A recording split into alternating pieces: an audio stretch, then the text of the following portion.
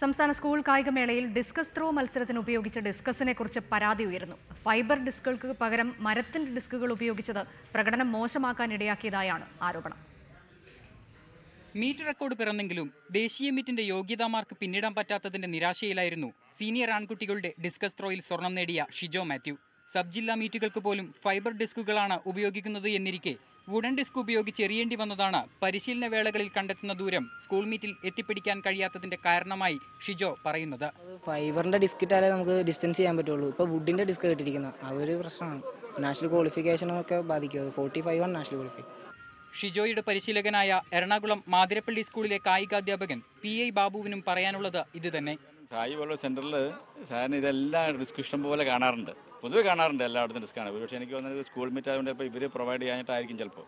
തന്റെ അവസാന സ്കൂൾ മീറ്റിൽ തന്റേതല്ലാത്ത പിഴവിൽ സ്വർണം നഷ്ടമായതിന്റെ നിരാശ വെള്ളി നേടിയ സച്ചിൻ പോൾ ബിജു മറച്ചുവെക്കുന്നില്ല.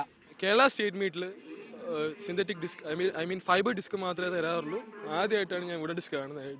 LNCP അതുകൊണ്ട് ഞാൻ ജീവിതത്തിൽ പ്രതീക്ഷിച്ചില്ല. ഫൈബർ ഡിസ്ക് ഇല്ലാത്തപ്പോൾ തന്നെ എൻ്റെ ഒരു മൈൻഡ് ആദ്യമേ പോയി.